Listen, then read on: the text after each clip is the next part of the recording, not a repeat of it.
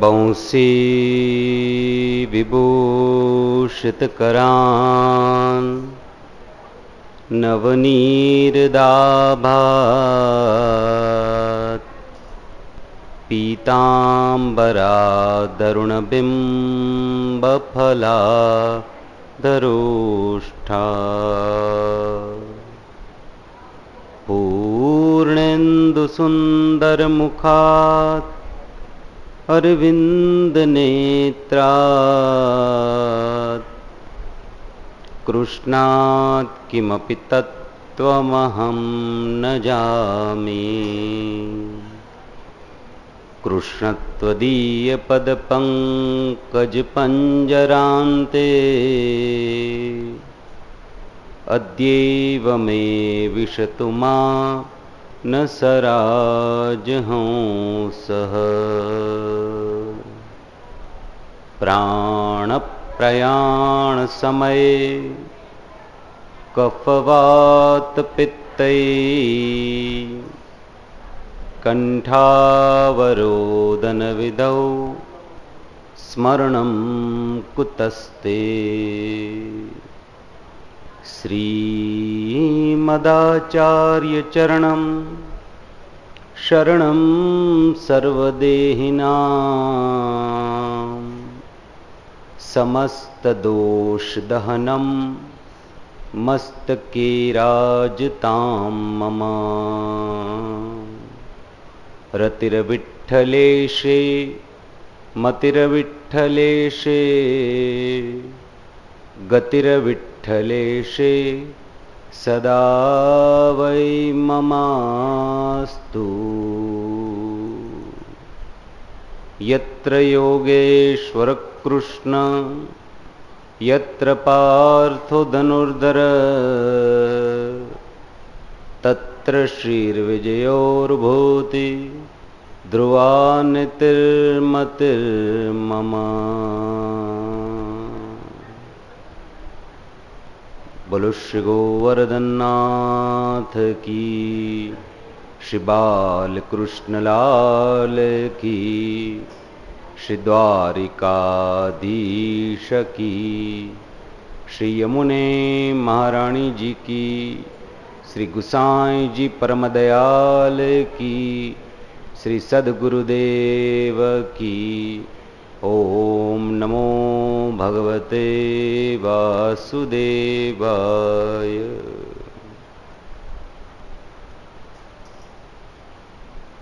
શ્રીમદ્ભાગવતના મંગલમય કથા પ્રસંગોને સાંભળતા સાંભળતા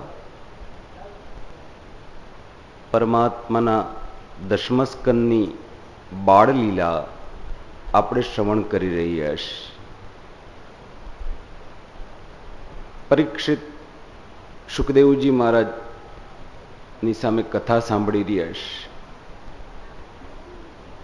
પરીક્ષિતે સુખદેવજીને પ્રશ્ન કર્યો છે કે મહારાજ જવાબ તો આપો, ભગવાનની ઉંમર શું થઈ? સુખદેવજીએ જવાબ આપી દીધો તો કે ના, ઉંમર ન કીધી, અવસ્થા ન કીધી, પણ ક્રિયાને દર્શાવી છે. આપણે નામકરણની કથા સાંભળી. ભગવાન કેવડા છે?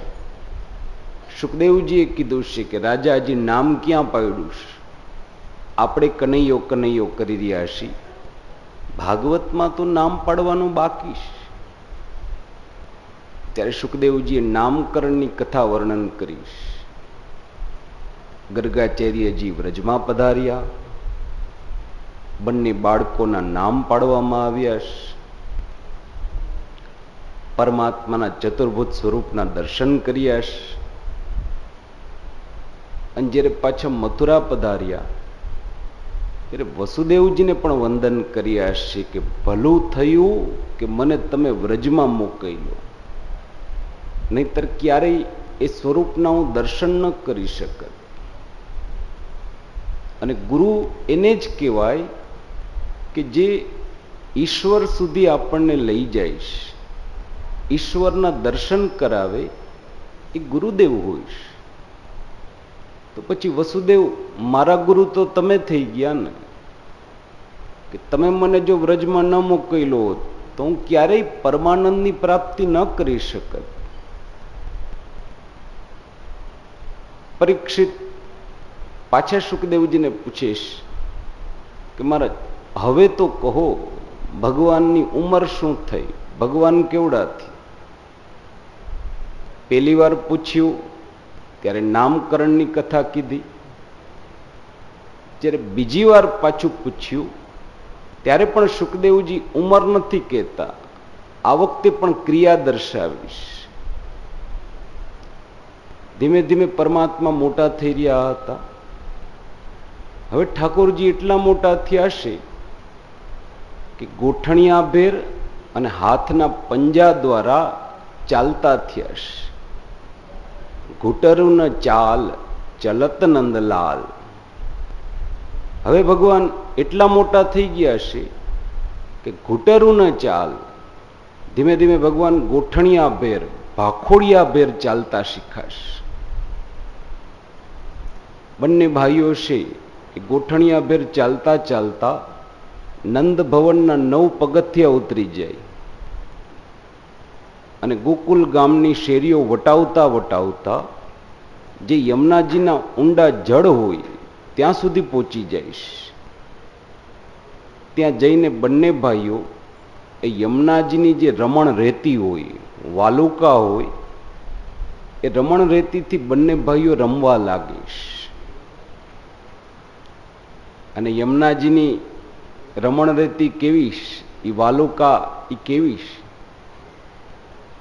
આપણે યમનાષ્ટકમાં પણ બોલીએ છીએ ને, પ્રકટ મુક્તિકા વાલુકા. એ તો યમુનાજી ભક્તિનું સ્વરૂપ છે. બંને ભાઈઓ ત્યાં જાય, એકબીજાની માથે યમુનાજીની રેતી ઉડાડતા જાય, વાલુકાથી રમતા જાય.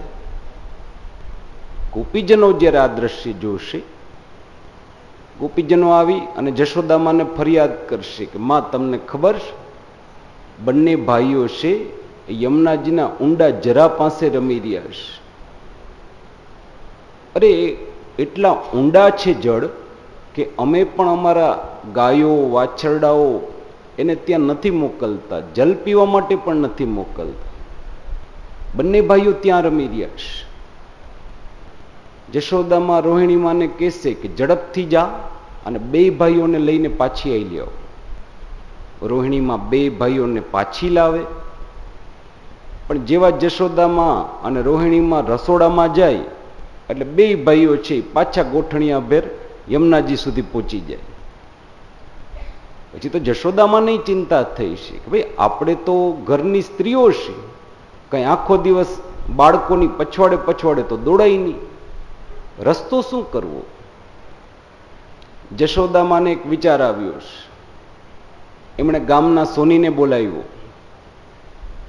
ઝવેરીનો દીકરો જેવો ઘરે આવ્યો એટલે જશોદામાં એના હાથમાં એક મોટી ચાંદીની લગડી મૂકી દીધી. અને જશોદામાએ કીધું છે કે જો સરસ મજાની 2 ઝાંઝર બનાવો અને ઝાંઝરમાં ઘોઘરીઓ એવી તો મજાની ફિટ કરજે કે બંને ભાઈના પગમાં પહેરાવી હોય અને એ 2 ભાઈ કદાચ પછવાડે ગૌશાળામાં રમતા હોય ને તો એનો અવાજ અમને છેટ અગાસી ઉપર આવવો જોઈએ. એ ગમે ત્યાં હોય પણ એનો અવાજ અમને આવવો જોઈએ. બીજા દિવસે સોનીએ સરસ મજાની 2 પાયલ બનાવીશ. જશોદામાં એ 2 ભાઈઓના પગમાં ઘરેણું પહેરાવી દીધું છે. રોહિણી માની સામે જોઈ અને જશોદામાએ આમ માથું હલાવ્યું છે કે ચાલ આપણે આપણા કામે વળી ગઈ. જોઈએ તો ખરા ઝાંઝરનો અવાજ કેવો આવે છે. 2માં જેવા રસોડામાં ચાલ્યા ગયા એટલે ભગવાન અને બળરામજી બંને જણા નંદ ભવનના પગથિયા ઉતરવા લાગ્યા છે. હવે નંદ ભવનના 9 પગથિયા હોય. ભગવાન એ પગથિયા આમ ધીમે ધીમે ગોઠણિયાભેર ઉતરે એટલે પેલા ઝાંઝરમાંથી આમ રૂમ ઝુમ રૂમ ઝુમ રૂમ ઝુમ અવાજ આવવા લાગે. જશોદામાં પોતાના કાન સરવા રાખ. 2 વાર અવાજ આવવા દઈએ, 5 વાર અવાજ આવવા દઈએ, 8 વાર અવાજ આવવા દઈએ. જેવો 9મા પગથિયે અવાજ આવે એટલે જશોદામાં સાથ પાડતા કે હા રોહિણી, જો બંને ભાઈઓ જમનાજીએ જઈ રહ્યા છે, ઝડપથી દોડીને લઈ આવો. બેમાંથી એકમાં દોડતી દોડતી આવે, બે ભાઈઓના બાવડા પકડી અને પાછા ઓસરી મૂકી દી. એક દિવસ તો બંને ભાઈઓ ક્યાંય જઈ ન શક્યા. બીજા દિવસની સવાર પડીશ, જશોદામાએ બે ભાઈઓને કલેવો કરાવ્યો, શૃંગાર કર્યો.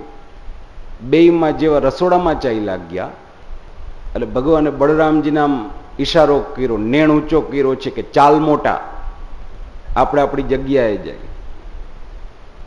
બળરામજીએ પોતાના પગ દેખાડ્યા છે. કનૈયા, માએ આપણા પગમાં ઘરેણું નથી પહેરાયું, બેડી પહેરાવી દીધી. હવે ક્યાંય જઈ નહીં શકીએ, હવે તો આઈને અહીં આટા માર. ભગવાન આમ હાથથી ઈશારો કર્યો છે કે ઉભો રહે, હું કંઈક રસ્તો ગોતું છું. પરમાત્મા નંદભવનમાં આમ ગોળ ગોળ ચક્કર લગાવે તો નંદભવનની ઓસરીમાં જશોદામાનો ભંડારો હતો, મોટો ભંડાર હતો. પરમાત્મા નહીં ભંડાર દેખાણો છે. ભંડારમાં શું હોય? પેલી સૂકી પાતળ ને દુના ને એ બધું પડ્યું હોય. એમાંથી બે સૂકી પાતળ લીધીશ અને ભંડારની બાજુમાં જ આમ ગૌશાળા તરફ જવાનો રસ્તો હતો. રોજ નંદ બાવા ભોજન પહેલા ત્યાં ઊભા રહી અને ગાયોની પૂજા કરે. અને ગાય ગૌશાળામાંથી ઢાળ ચડીને ઉપર આવી શકે એટલે એક મોટો ઢાળ બનાવવામાં આવ્યો છે. પગથિયા ન હોય, ગૌશાળા હોય ત્યાં પગથિયા કરતા ઢાળ વધારે હોય ને.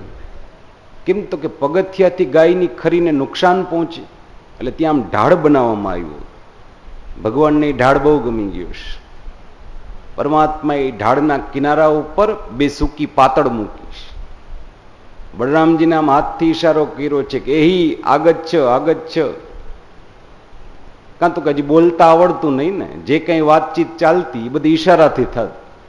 મારી પાસે આવ. બળરામજી પાસે આવ્યા કે હવે શું કરીએ? ભગવાને કીધું છે કે હવે કાંઈ નથી કરવું, આ પાતળ ઉપર બેસી જા અને ખાલી તારા બે પગ ઊંચા લઈ લે. બળરામજીએ જેવા બે પગ ઊંચા લીધા એટલે લસરીને બે ભાઈઓ નીચે ગૌશાળામાં પહોંચી ગયા છે. પેલા જાંજરનો જરાય અવાજ ના આવ્યો. બળરામજીએ નેણ ઊંચો કર્યો કે કનૈયા, હારો ઉંમરમાં હું મોટો છું પણ અક્કલમાં તું મોટો છો, તને મારા કરતા ઘણી વધારે ખબર પડે છે. અહીંયા સુધી તો પહોંચી ગયા, હવે શું કરવું? ભગવાને ઈશારો કર્યો છે કે ઉભો રહે, અહીંથી રસ્તો મળશે. ગૌશાળામાં બીજું તો શું હોય? પેલા ગૌમૂત્ર ને ગોબર ને માટી ને એના ખાબોચિયા વૈરા હોય. પરમાત્મા પોતાના બે ચરણારવિંદ લઈ અને ખાબોચિયામાં આમ ઘસવા લઈ ગયા છે. બળરામજીને નવાઈ લાગી છે, કનૈયા આ શું કરે છે? ભગવાને કીધું છે કે જે કાંઈ કરું છું ને એ તુંય કરવા માંડ, ખબર પછી પડશે. બળરામજી પોતાના ચરણારવિંદ ઘસવા લઈ ગયા. પરિણામે આવ્યું કે થોડી વારમાં પેલા ગોબર ને માટી ને ધૂળ ને એ બધું ઘૂઘરિયુંમાં ચોટી ગયું. પેલું ઘૂઘરિયું જે રૂમ ઝૂમ વાગતી હતી એ તો સાવ બોધી થઈ ગઈ છે. બે ભાઈઓ આજે જ્યારે જમનાજીના જલ પાસે રમવા ગયા, આજે ગોપીજનો આવીને ફરિયાદ કરે છે કે માં, બંને ભાઈઓ આજે પણ રમી રહ્યા છો. જશોદા માને નવાઈ લાગી છે. ભાઈ ગઈકાલ સુધી તો ઝાંઝરનો અવાજ બરાબર આવતો હતો, આજે અવાજ કેમ ના આવ્યો? રોહિણી ઝડપથી દોડતો, બે ભાઈઓને લઈ આવ, જોઉં તો ખરા. રોહિણીમાં દોડતા દોડતા આવ્યા, બે ભાઈઓને તેડીને લઈ આવ્યા છે અને જેવા આમ ઓસરીમાં મૂકી દીધા. જશોદામાં બે ભાઈઓના પગ લઈ અને આમ કાન પાસે ખખડાવે, પણ શું ધૂળ ખખડે? પેલી અંદર માટી ને ગોરજ ને એવું ચોટી ગયું હતું કે સાવ બોધી થઈ ગઈ. જશોદામાએ રોહિણીમાની સામે જોયું છે કે રોહિણી, એટલું યાદ રાખજે કે આપણા ઘરે આ દીકરા બનીને નથી આવ્યા, આપણા દાદા બાપ બનીને આવ્યા છે. આ ત્રીજી પેઢીના આપણા દાદાજી સસરા લાગે છે. કેમ તો કે આપણે એને પકડવાના રસ્તા ગોતીએ છીએ, એ છટકવાના રસ્તા પેલા જ ગોતી લઈએ છીએ. બે ભાઈઓ આ રીતથી ધીમે ધીમે મોટા થવા લાગ્યા છે. ધીમે ધીમે પરમાત્મા ગોઠણિયાભેર ચાલતા હતા, પછી દિવાલને પકડીને ઊભા રહેતા શીખાશ. આખા જગતનો નાથ, આખા જગતનો આધાર, એક દિવાલનો આધાર લઈ અને ઊભો રહેતા શીખીશ. નંદ બાવા પરમાત્માને આમ દૂરથી માખણ અને મિશ્રીનો કટોરો દેખાડશ, ભગવાનને લલચાવશ. કનૈયા, ભૂખ લાગી છે, ખાવું છે તો જરા મારી પાસે આવ. પરમાત્મા 2-4 ડગલા ચાલે, વળી નીચે પડી જાય. વળી નંદ બાવા છે 4 ડગલા પાછળ ખસી જાય. ભૂખ લાગી છે તો મારી પાસે આવ, હું તને માખણ મિશ્રી ખવડાવીશ. આ રીતથી પરમાત્મા ચાલતા શીખાશ. જેમ કોઈ સામાન્ય નાનું બાળક એના પિતાની આંગળી પકડીને ચાલતા શીખે, એ રીતે પરમાત્મા નંદ બાવાની આંગળી પકડીને ચાલતા શીખાશ. ત્યારે સુખદેવજીએ પહેલી વાર પરીક્ષિતની સામે ભગવાનની ઉંમર કીધીશ કે રાજા, આજે ભગવાન 5 વર્ષના થયા છે. આજ પહેલી વાર ક્રિયા ન દર્શાવી, કથા નહીં, ઉંમર દર્શાવી છે કે આજે ભગવાન 5 વર્ષના થયા છે.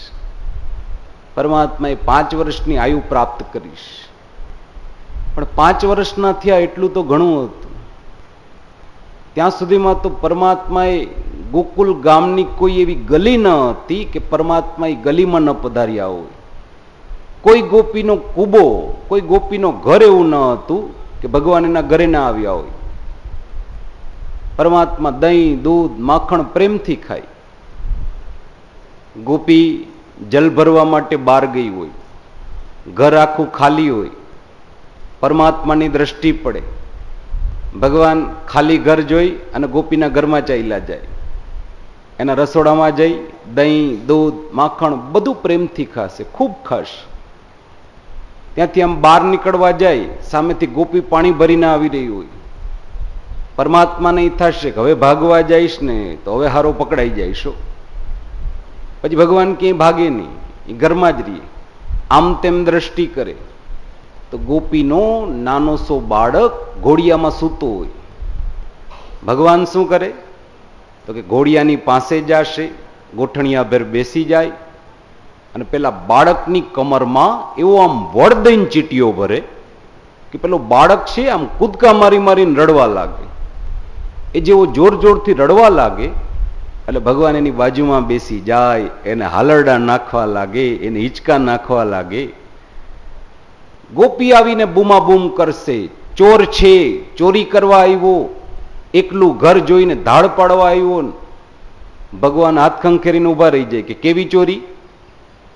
એટલે તારા ઘર પાસેથી પસાર થતો તો, તારો દીકરો ઘરમાં એકલો હતો, એ બિચારો ઘોડિયામાં રડી રહ્યો હતો, મને દયા આવી ગઈ કે લાવને ઘરમાં કોઈ નથી તો 2 હિંચકા તો નાખતા જાવ. અને પેલા બાળકને પણ ચૂંટ્યો એવો ભર્યો હોય કે એ પણ આમ કૂદકા મારી મારીને રડતો હોય. પાછો ભાઈબંધ આમ એ ભગવાન એની સામે જોઈ અને મનમાં કહેશે કે ભાઈબંધ માફ કરજો, આ તારી જરૂર છે મને.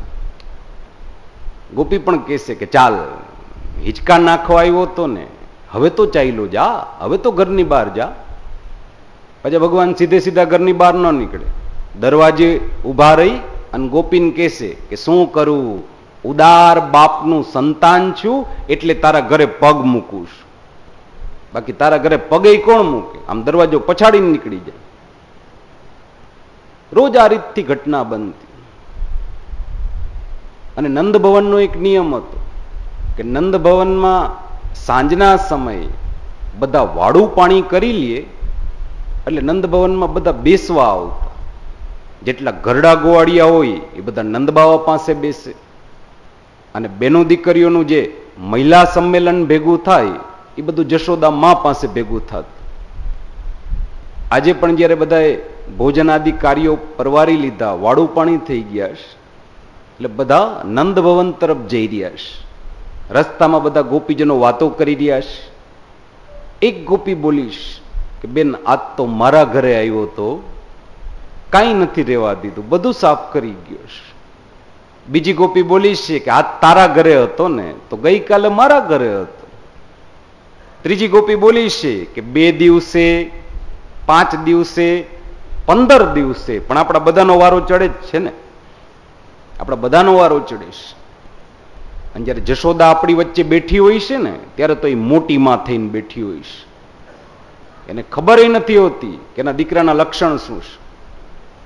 એકવાર કોઈએ જઈને ફરિયાદ તો કરવી જોઈએ કે ખબર તો પડે કે એના દીકરાના લક્ષણ કેવા છે.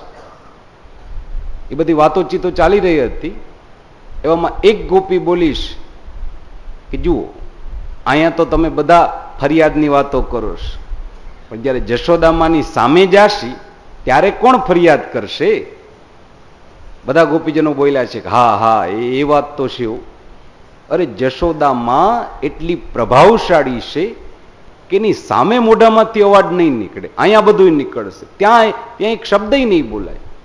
બધા બોલવા લાગ્યા છે હા હા ત્યાં કઈ નહીં બોલાયું. આ બધી વાતચીત ચાલી રહી હતી ત્યારે એ બધાની વચમાં એક પ્રભાવતી નામની ગોપી હતી. હજી ગામમાં નવી નવી જ રેવા આવી હતી. એ પ્રભાવતી ગોપીને બહુ નવાઈ લાગી છે કે વાહ રે વાહ, આપણા ગામની હારી રીત ગજબની. એ ગામના મુખીનો દીકરો થઈ ગયો એટલે એને બધી છૂટ મળી ગઈ. કોઈ પણના ઘરમાં ચાલ્યો જાય, દહીં દૂધ માખણ બધું ખાઈ જાય. જો તમારે બધાએ ફરિયાદ કરવી હોય તો કરજો, બાકી આજે હું ચૂપ નથી રહેવાની. હું આજ બધી ફરિયાદ કરી દેવાની છું, હું કાંઈ બાકી નથી રાખવાની. ગોપીજનો પણ બોલ્યા છે કે હા હા પ્રભાવતી, જો તું ફરિયાદ કરતી હો ને તો પછી બધા વતી ફરિયાદ કરી દે. પ્રભાવતીએ કીધું છે કે હું ફરિયાદ કરી દઈશ, પણ એટલું યાદ રાખજો કે હું જ્યારે જશોદા મા સામે એની ફરિયાદ કરતી હોઉં ત્યારે તમારે બધાએ પણ સુર પુરાવાના રહેશે. બધાએ ના પાડી છે કે નહીં, જો પ્રભાવતી માની સામે મોઢામાંથી અવાજ નહીં નીકળ્યો. અને પ્રભાવતીને ગુસ્સો આવ્યો છે કે અવાજ ન નીકળે તો કાંઈ નહીં, મુંડી તો હલાવજો કે જેથી જશોદાને ખબર પડે કે તમે બધી મારી ભેગી જ છો, માથું તો ધૂણાવજો. બધાએ રસ્તામાં નક્કી કર્યું છે. બધા ગોપીજનો નંદભવનમાં બેસવા આવ્યા છે. જશોદા મા પાસે બધા બેઠા છે. થોડી વાર તો આડી અવડી બધી વાતો કરીશ. પછી પ્રભાવતી બોલવાની શરૂઆત કરે છે. જો માં, તને ખબર છે તારા ખોડામાં જ્યારે કનૈયો નતો રમતો ને ત્યારે અમે બધા ગોપીજનો શાંડિલ્ય ઋષિ પાસે જાતા, ગામના ગોરબાપા પાસે જાતા અને હાથ જોડીને વિનંતી કરતા કે મહારાજ અમને કાંઈક એવો રસ્તો દેખાડો કે જેનાથી અમારા નંદ બાવા પિતા બને, અમારી યશોદા છે એ મા બને. અને ત્યારે શાંડિલ્ય ઋષિ એટલું કહેતા કે ભાઈ પુણ્ય કરો, સત્કર્મ કરો, સારું કામ કરશો ને તો હંમેશા એનું ફળ પણ સારું જ પ્રાપ્ત થશે. ગોપીજનો કહેતા કે ગુરુબાપા આપ રજા આપો, તમે બધા નિર્જલા એકાદશીનું વ્રત કરીએ. શાંડિલ્ય ઋષિ કહેતા જરૂર, એ તો પુણ્ય છે ભાઈ, સત્કર્મ છે, આનંદથી કરો. અને બધા ગોપીજનો આખો દિવસ નિર્જલા એકાદશી કરે અને સાંજના સમયે પણ કોઈ નિદ્રા ન કરતા. બધા યમુનાજીના કિનારે ચાલ્યા જાય. આખી રાત્રિ યમુનાજીના કિનારે નામ સંકીર્તન કરે, જપ કરે, અખંડ જપ કરે, ધૂન કરે. અને જ્યારે સવાર પડતી ને ત્યારે બધા ગોપીજનો ઊભા થઈ અને યમુનાજીને વંદન કરતા. હે માતા, તું તો ભક્તિની દાત્રી છે. અમે જે કંઈ સત્કર્મ કે પુણ્ય કર્યું છે ને એનો બદલો અમારે નથી જોઈતો.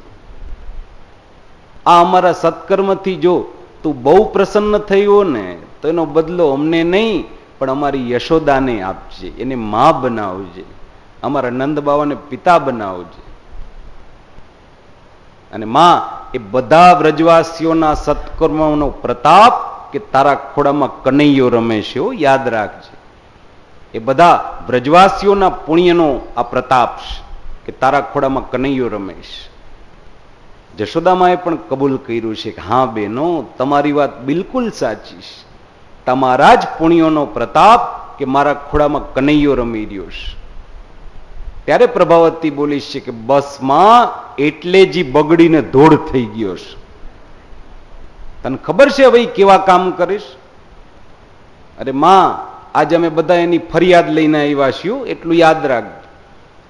જશોદામાને નવાઈ લાગી છે કે તમે બધી એની ફરિયાદ લઈને આવીશું? પ્રભાવતીએ કીધું છે કે હા, અમારી જે પછવાડે ઊભી છે ને એ બધીઓના મોઢામાં તો મગ ભર્યા છે, એમાંથી કોઈ કાંઈ નથી બોલવાની. હોળીનું નાળિયેર તો મારે જ થવાનું છે માં.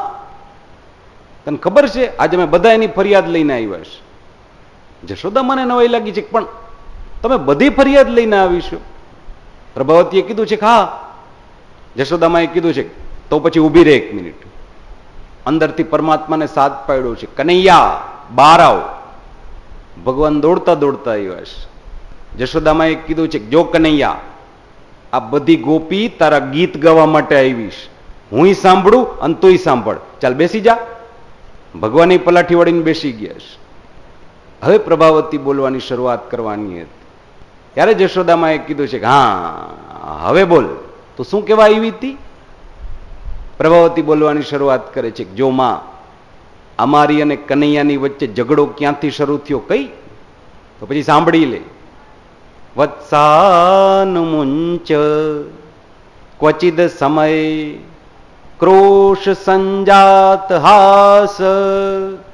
વત્સાનુમુંચ, વાછડા છોડવાની બાબતથી અમારી વચ્ચે ઝઘડો શરૂ થાય છે. માં, કનૈયાને ગાયો બહુ વાલી હતી, ગાયો કનૈયાને બહુ વાલી હતી. પણ પરમાત્માજી એવડા મોટા નતા થયા કે ગાયોને ચરાવવા માટે જાય.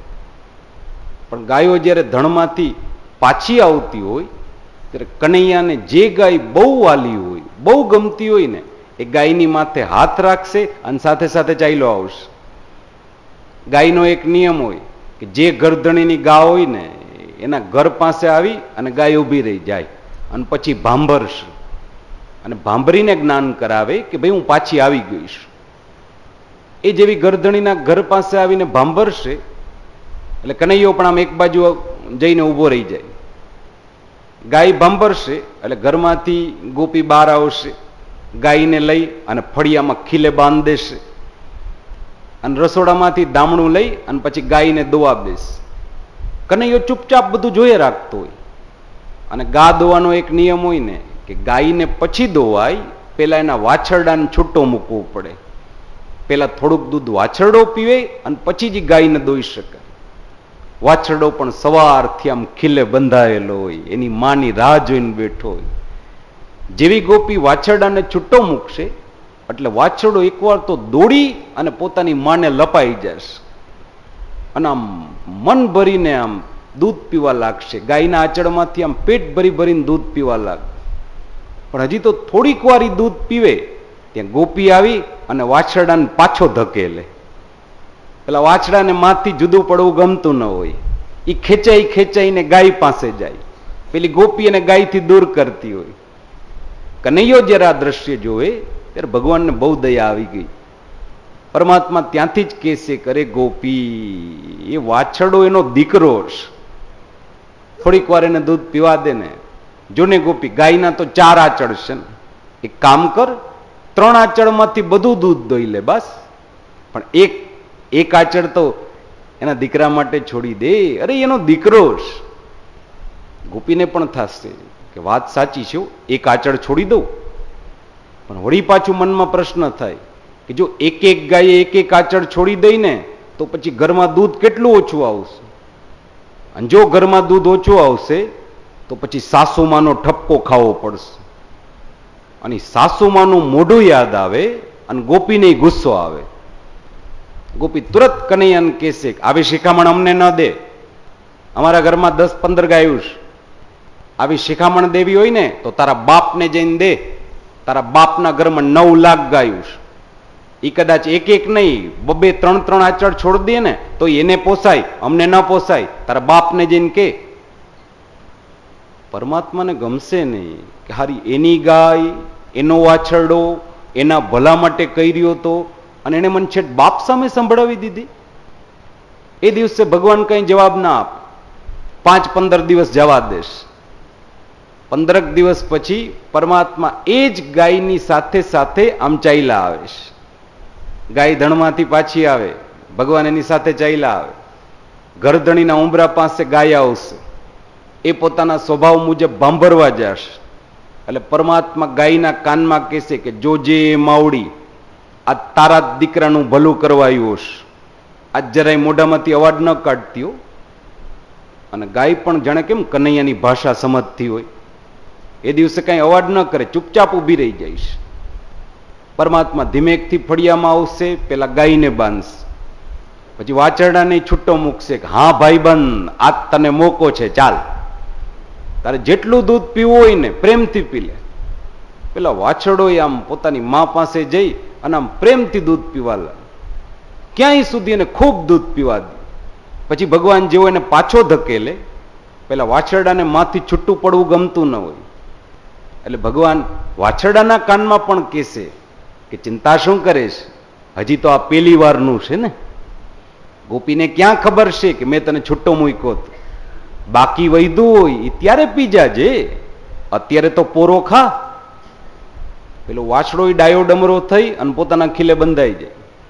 થોડી વાર થાય એટલે ગોપી બહાર આવે, એ ગાયને આંગણામાં ઉભેલી જોવે, એ પોતાના નિયમ મુજબ વાછરડાને છૂટો મૂકે. બાકી જે ગોપી પોતે જ્યાં ગાય દોવા બેસે, એકાદ બે પાવરા તો માંડ દૂધ આવે અને ગાય છે દૂધ દેતી બંધ થઈ જાય. અને ગોપી બૂમા બૂમ કરી મૂકે કે અરે ધણમાંથી ગાય ઠાલી ઠાલી પાછી આવે તો પછી ધણમાં મોકલી શું કામની, કોઈ અમારી ગાયોને બારોબાર દોઈ લે છે, ગોવાળિયાઓને ઠપકો આપો તો પછી ધણમાં મોકલી શું કામની. આ બધી બૂમા બૂમ કરતા હોય, આખા ઘરના બધા માણસો ભેગા થઈ જાય, બધા વડીલો આવી અને ગોપીને સમજાવશે કે ભાઈ આજે તો આડોશ પાડોશમાંથી દૂધ માગી આવો, થોડો વ્યવહાર ચલાવી લ્યો. પછી આવતીકાલે ગાય જ્યારે ધણમાં જાતી હશે ને ત્યારે ગોવાળિયાઓને જે કંઈ ઠપકો આપવો છે ત્યારે આપી દેશે. આજે આડોશ પાડોશમાંથી માગી આવો, જાઓ. બધા પોતપોતાના ઓરડામાં ચાલ્યા જાય. ગોપી એકલી ફળિયામાં લમણે હાથ દઈને બેઠી હોય, બાજુમાં ખાલી દામણું પડ્યું હોય. ભગવાન જોશે કે હા હવે બધા ઘરમાં ચાલ્યા ગયા, ગોપી એકલી છે. ત્યારે પરમાત્મા ગોપીની પાસે આવશે, આમ કમરે હાથ રાખીને બોલશે, કેમ ગોપી ઘરમાં દૂધ નથી? બહારથી જોઈશી તો મારા બાપના ઘરે આવેલી જા, મારા બાપના ઘરે 9 લાખ ગાય છે ને, તું માંગીશ ને એટલું દૂધ આપશે, મારા બાપના ઘરે આવેલી જા.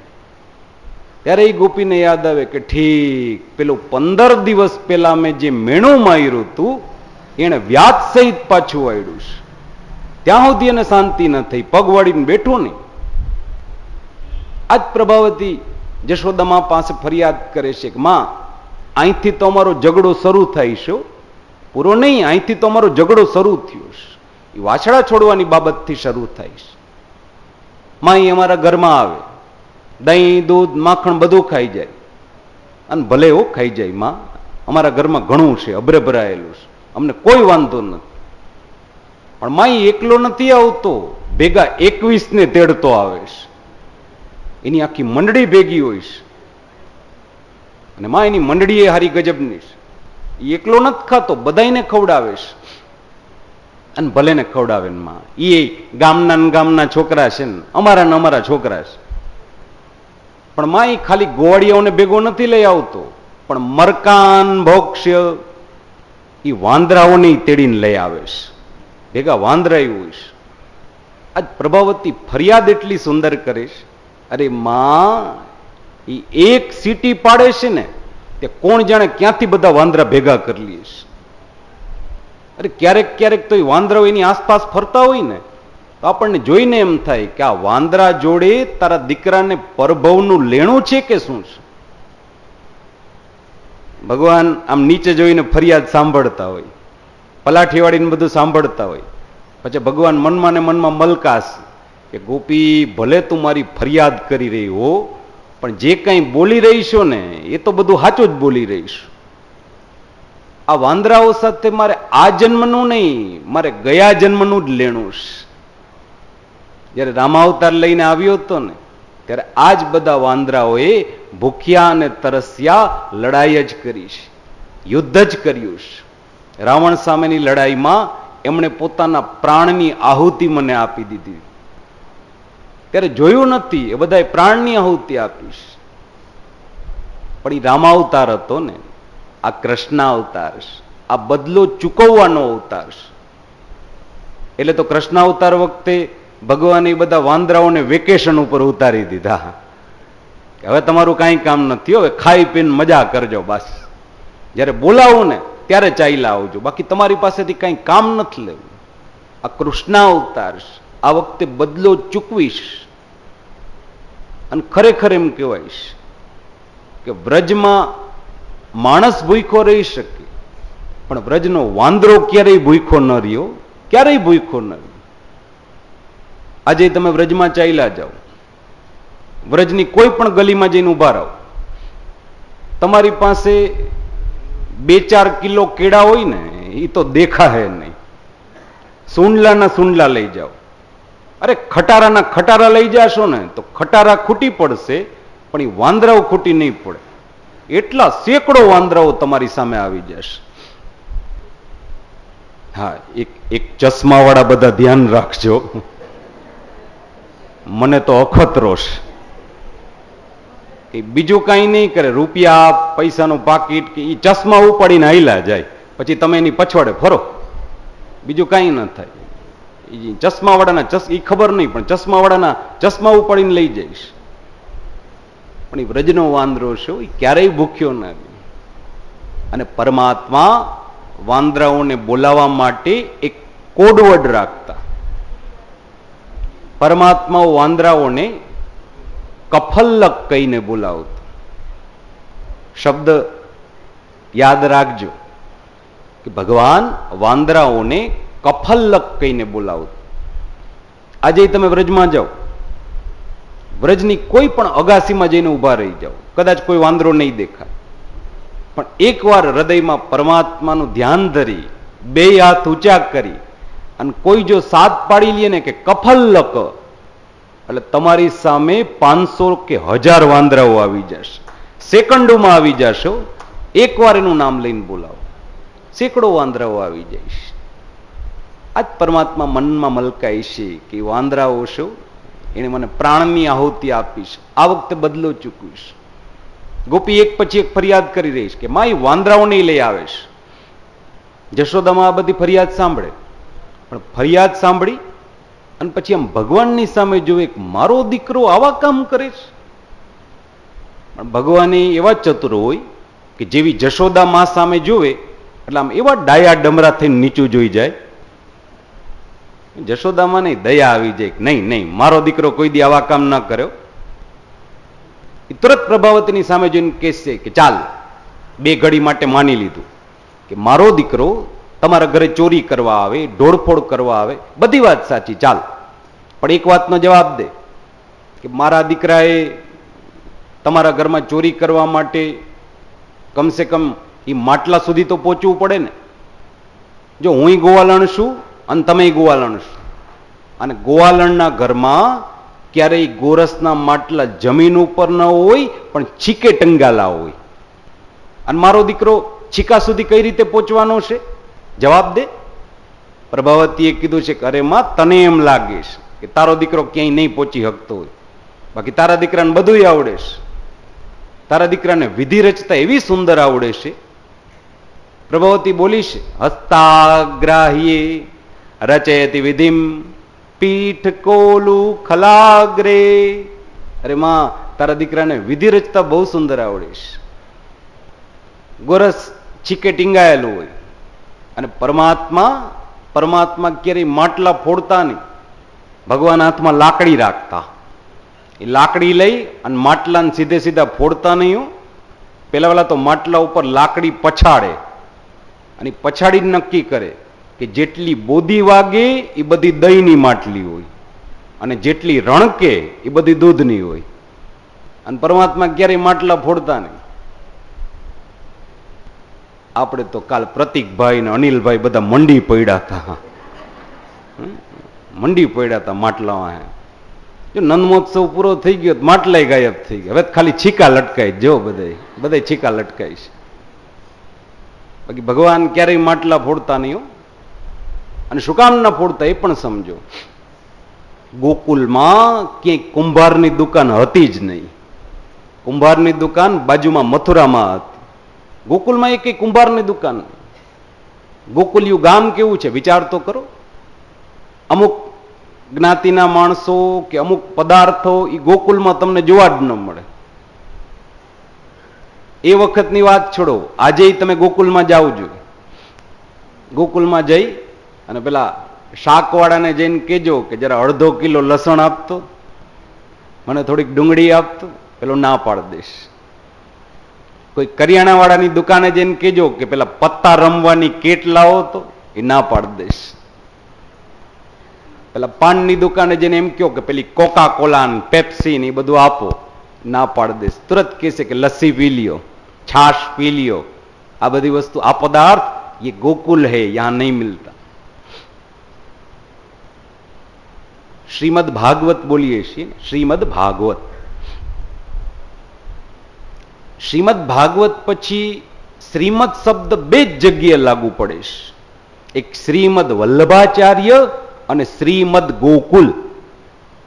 બાકી ક્યાંય શ્રીમદ શબ્દ ના આવ્યો, સમજ.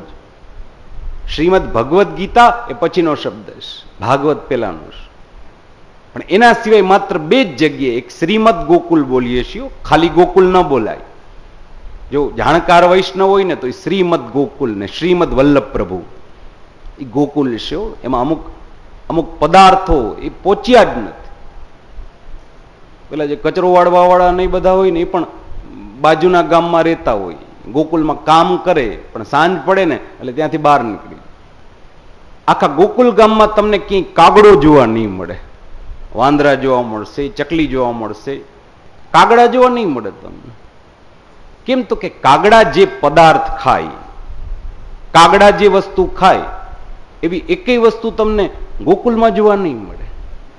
એ ગોકુલ છો, શ્રીમદ ગોકુલ. આજ પણ પરમાત્માની કથા છે ને કે ભગવાન ક્યારેય માટલા ફોડતા ને આમ લાકડી પછાડીને જોઈ લઈએ. પાછા બધા ગોપ બાળકોને પૂછે કે બોલો આજ શું ખાવું? બધા કહેતા કે નહીં આજ તો દૂધ પીવાની ઈચ્છા છે.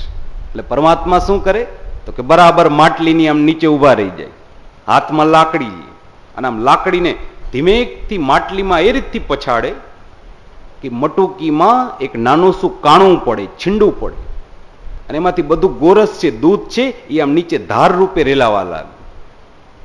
પેલા મહાદેવજીની માથે કેમ જડાધારીમાંથી જલ પડતું હોય એમ માટલીમાંથી દૂધ નીચે આવવા લાગે. જેવું એ દૂધ નીચે આવે એટલે ભગવાન ગોવાળિયાને કહેશે કે ચાલ તારું મોઢું મૂક. પેલો મોઢું મૂકી દે, સીધું દૂધ એ ગોવાળિયાના મોઢામાં જવા લાગે. માપ કેમ રાખવું તો કે પરમાત્મા આમ ગણતરી શરૂ કરે, 1 2 3 4 5 6 7 8 9 10, બસ.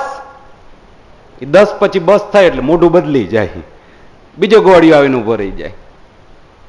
રમત કેવી સુંદર છે, વિચારો તો ખરા. એક શ્વાસે દૂધ કોણ પી જાય? રમત જ એવી સુંદર. એક શ્વાસે દૂધ કોણ પી જાય? આવી રમત રમત એ 10 બસ 10 બસ થયા કરે, મોઢા બદલાતા રહે. ભગવાને બાળકોને એમ ન શીખવાડ્યું કે હાલો હું તમને મસાલો ખાતા શીખવાડું, હાલો હું તમને ધોવાડા કાઢતા નહીં. એક શ્વાસે દૂધ પી જાય. અને દૂધ હંમેશા એક શ્વાસે પીવાયું. ચાની જેમ ચુસ્કી મારી મારીને દૂધ ન પી શકાય. દૂધનો નિયમ છે કે દૂધનો પ્યાલો હોય એ મોઢે મૂકો, પછી ખાલી થાય પછી જ નીચે મુકાય. ચાની જેમ ન પી શકાય. ચાની જેમ ચુસ્કી મારી મારીને ક્યારેક દૂધ ન પી શકાય. જોકે ચાની જ વાત નીકળી છે એટલે કહું કે આપણે વૈષ્ણવોએ ચા પી શકાય નહીં? હું તમને પ્રશ્ન કરી રહ્યો છું. હું તમને પ્રશ્ન કરી રહ્યો છું કે આપણાથી આમ ચા પીવાય? શું કામ તો કે જો આપણા સંપ્રદાયનો એક નિયમ છે, અસમર્પિત વસ્તુ નામ તસ્ય દોષેણ વર્જયેત. અસમર્પિત વસ્તુ છે એ ભગવાનને ધરાવી નથી શકતા, અને તો આપણે નથી લેતા ને. 4.5 મહિના આપણે રીંગણા શું કામ નથી ખાતા ભાઈ? તો કે ઠાકોરજીને નથી આવતું એટલે આપણે ન લઈ શકીએ. ડુંગળી લસણ ઘણા માણસો નથી ખાતા. શું કામ નથી ખાતા? તો કે ઠાકોરજીને નથી આવતું એટલે આપણે નથી. તરબૂચ ઘણા માણસો, ઘણા વૈષ્ણવો ન ખાય. કેમ તો કે ઠાકોરજીને નથી આવતું. એક વૈષ્ણવે ઠાકોરજીને પ્રશ્ન કર્યો તો, પ્રભુ ડુંગળી લસણ તો સમય જા કે તામસી પદાર્થ છે, જેવું ખાવ એવા તમારા વિચાર થાય, પણ તરબૂચ છે એ તો ફળ છે ને, એમાં તો કેટલા વિટામિન હોય, કેટલા ગુણ હોય, કેટલું ઠંડક આપે.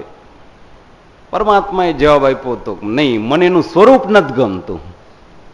સામે પડ્યો હોય ને તો મને એનું સ્વરૂપ જ, મને કંઈક બીજું લાગે છે, નહીં, મને એનું સ્વરૂપ નથી ગમતું. પરમાત્માએ તરબૂચને છોડી દીધું. જો તો આપણે નથી ખાતા. ઘણી બધી એવી વસ્તુ છે કે જે પ્રભુ નથી આરોગતા તો આપણાથી એ લઈ નથી શકાતી, બરાબર? તો પછી ભગવાનને ચા ક્યાં ધરાવો છે? તો પછી ભગવાનને ચા, ગરમા ગરમ ચા તો નથી ધરાવતા ને, તો પછી તમે કેમ લઈ શકો ભાઈ? જે વસ્તુ ઈશ્વરને નથી ધરાવી શકતા એ વસ્તુ આપણાથી કેમ લઈ શકાય? બધા એકબીજાની સામે ન જુઓ, ચિંતા ન કરો, હું ચા પીવું છું. આ કોઈ એવી વાત નથી, હું તમારી ભેગો જ છું ભાઈ, તમારી જ મંડળીમાં છું. પણ છતાંય એક વસ્તુ કબૂલ તો કરવી પડે ને, કારો ચા ધરાતો નથી અને છતાંય આપણે લઈ તો રહ્યા છે. આવી રીતથી એક ગામમાં કથા ચાલતી હતી. પછી આ બધી વાત નીકળી કે આપણાથી ચા ન પી શકાય. પછી એક વૈષ્ણવ બીજે દિવસે મારા ઉતારે આવ્યા. મને કે, શાસ્ત્રીજી તમે કથામાં એમ કહેતા હતા કે આપણાથી ચા ન પીવાય, બરાબર? મેં કીધું હા. મને કે તમે કહી તો રહ્યા છો કે ચા ન પીવાય, પણ શ્રીમદ વલ્લભ પ્રભુ તો આજ્ઞા કરી ગયા છે કે ચા તો રોજ પીવી જોઈએ.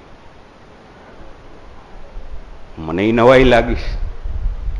મેં કીધું ભાઈ, હું જામનગર મોટી હવેલીનો શાસ્ત્રી છું, આપણા સંપ્રદાયને જાણું છું, અને વલ્લભ પ્રભુએ ક્યાંય આજ્ઞા નથી કરી કે ચા પીવો જોઈએ. મને કે હા કરી છે. મેં કીધું કઈ જગ્યાએ? મને કે તમને 16 ગ્રંથ વાંચતા આવડે છે? મેં કીધું હા. મને કે એમાં ચતુશ્લોકી આવડે છે? મેં કીધું હા. મને કે ચતુશ્લોકી બોલો જોઈએ. સ્મરણમ ભજનમ ચા પી. જો જેને ચતુશ્લોકી આવડતી હશે એને ખ્યાલ હશે કે સ્મરણમ ભજનમ ચા પી, એનો મતલબ કે સ્મરણ કરતા રહ્યો, ભજન કરતા રહ્યો અને ભેગા ભેગા ચા પીતા રહ્યો. સ્મરણમ ભજનમ ચા પી. પાછા આગળ આજ્ઞા કરે છે કે ન ત્યાજ્ય, ચાને કોઈ દી મૂકતા નહીં. ન ત્યાજ્ય ઇતિ મે એમિતિ, મારી એ જ આજ્ઞા છે કે ચાને કોઈ દી મૂકતા નહીં. હવે આવા અર્થ કાઢે, વિચારો તો ખરા. પણ અસમર્પિત વસ્તુ છે એ તો માનવું જ પડે. ભલે જે પિતા હોય કોઈ વાંધો નથી, કોઈ દોષ નથી, પણ એટલું તો કબૂલ કરવું પડે કે ઠાકોરજી નથી ધરાતો ને, આપણે સ્વીકાર કરીએ. આજ પરમાત્મા બધા બાળકો પાસે રમત કેવી સુંદર રમાડે છે. જુઓ, એક શ્વાસે દૂધ કોણ પી જાય? આજ પ્રભાવતી ફરિયાદ કરે છે કે માં, માટલાની જગ્યાએ ટીંગાયેલા રહી જાય છે અને અંદરથી બધું ગોરસ છે ને એ નીચે પડી જાય છે, ગોરસ બધું બહાર નીકળી જાય છે. અરે અમે ગોરસના માટલા છોડો, અમે દહીં અને માખણના માટલા છીકે ટાંગતા થઈ ગયા. પણ તારા દીકરાને ત્યાં પણ પહોંચતા આવડે છે. કાં તો કે ભગવાનની મંડળીમાં 2 ગોવાળિયા તો ખાસમ ખાસ, બીજા હોય કે ન હોય પણ 2 ગોવાળિયા તો ખાસમ ખાસ. એક લાંબામાં લાંબો ગોવાળિયો અને એક ઠીંગણામાં ઠીંગણો ગોવાળિયો. લાંબો ગોવાળિયો હોય એ આમ બરોબર ઘોડી બનીને આમ એવો ઉભો રહી જાય, સૌથી નીચે ઠીંગણો. વાત નીકળીને એટલે યાદ આવ્યું, જો આપણી મંડળીમાં 2 ગોવાળિયા છે, આપણી મંડળીમાં બેઠા છે. અમિતભાઈ છે લાંબામાં લાંબા, એની બાજુમાં છે ઠીંગણામાં ઠીંગણા. આપણી મંડળીમાં 2 ગોવાળિયા છે ને ભાઈ. પેલું ઠીંગણો ગોવાળિયો હોય ને આમ એવો કસીને ઉભો રહી જાય, લાંબો ગોવાળિયો એના ખભે હાથ રાખીને આમ ઘોડીની જેમ ઉભો રહી જાય. સૌથી નીચે 4 ગોવાળિયા, એની ઉપર પાછા 3 ગોવાળિયા, એની ઉપર 2 ગોવાળિયા, અને પાછો સૌથી એક ઉપર હોય. એ સૌથી ઉપર જે હોય એ છેટ માટલા સુધી પહોંચી જાય. માટલામાંથી એક સરખા માખણના લાડુ બનાવે, પછી ભગવાનને એ લાડુ દેતો જાય. પછી પરમાત્માના કાયદા એ ગજબના હોય ને, કે સૌથી નીચે હોય એને 3 લાડુ, વચમાં હોય એને 2 લાડુ, અને પાછો સૌથી ઉપર હોય એને 1 જ લાડુ. ઉપરવાળો કહેશે કે મને 1 શું કામ, એટલે પરમાત્મા કહેશે કે નીચેવાળાને ભાર જાજો લાગતો હશે ને, તારે 3 લાડવા ખાવા તો કાલથી તું નીચે આવી જાજે, આપણે નીચેવાળાને ઉપર મોકલી દેસી બાસ. અરે માં, ગોરસ બધું ત્યાં ને ત્યાં રહી જાય છે અને અંદરથી દહીં દૂધ ને માખણ એ બધું ખવાઈ જાય છે. આ બધી ફરિયાદ જ્યારે જશોદામાં સાંભળતા હોય, જશોદામાને નવાઈ લાગે કે મારો દીકરો આવા કામ કરે છે, પણ એ કનૈયાનું ઢીલું પોચું મોઢું જોવે અને વળી જશોદામાને વિચાર આવે કે નહીં નહીં, મારા દીકરો આવા કામ ન કરી શક્યો. જશોદામાં પ્રભાવતીની સામે જઈને કહેશે કે ઉભી રે પ્રભાવત, ચાલ 2 મિનિટ માટે માની લીધું કે મારો દીકરો તમારા ઘરે દહીં દૂધની ચોરી કરે છે ને, ચાલ એક વાતનો જવાબ દે, એને કોઈ દિવસ તમારા ઘરે આવીને રૂપિયા પૈસાની ચોરી કરી, દાગીનાની ચોરી કરી, કોઈ સરસામાનની ચોરી કરી? પ્રભાવતી ના પાડે છે કે નામાં એ બીજી કોઈ વસ્તુને અડતોય નથી, એ 3 જ વસ્તુ અડે છે, દહીં દૂધ અને માખણ. ત્યારે જશોદામાં બોલ્યા હશે કે તો પછી મૂર્ખી, જરા વિચાર તો કર કે બાળક કઈ વસ્તુની ચોરી કરે, જે એના ઘરમાં ન હોય, જેની પાસે ન હોય, જેને વાપરવા ન મળતી હોય એવી વસ્તુની બાળક ચોરી કરે. બાકી જે એના ઘરમાં અભરે ભરાયેલી હોય એ વસ્તુની ચોરી કરવા આવે. અરે તમારા ઘરમાં ગાય કેટલી ને વાત કેટલી, કોઈના ઘરમાં 5 ગાય, કોઈના ઘરમાં 10 ગાય, બહુમાં બહુ 50 ગાય, એનાથી વધારે તો નહીં હોય. મારા ઘરમાં 9 લાખ ગાય છે. જરા વિચાર તો કર, કેટલું દૂધ આવતું હશે, કેટલું માખણ બનતું હશે. અરે તમારા ઘરમાં ગઈ રાતનું માખણ તમે બીજે દિવસે સાચવી રાખો છો, જ્યારે હું સવારનું માખણ સાંજે નથી સાચવતું. સાંજ પડે છે ને એટલે હું બધા ગોપીજનોને દઈ દઉં છું કે ભાઈ લઈ જાઓ, આવતીકાલે પાછું આટલું ને આટલું થવાનું છે. હું સવારનું માખણ સાંજના નથી સાચવતું. અરે હું તાજું તાજું માખણ લઈ, એમાં મિશ્રી ભીગોવી, ચાંદીના કટોરામાં કનૈયાની પછવાડે પછવાડે દોડતી હોઉં છું કે લાલા થોડુંક તો ખાઈ લે, કનૈયા થોડુંક તો ખાઈ લે. અને મારો દીકરો એની સામે નથી જોતો.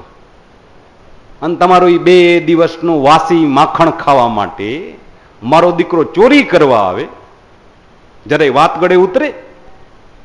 જો પ્રભાવતી, મને તો એમ લાગે છે કે મારો દીકરો એક ને એક છે ને એટલે તમારા બધાની આંખમાં ખૂંચી રહ્યો છે, બસ એનાથી વધારે કાંઈ નથી.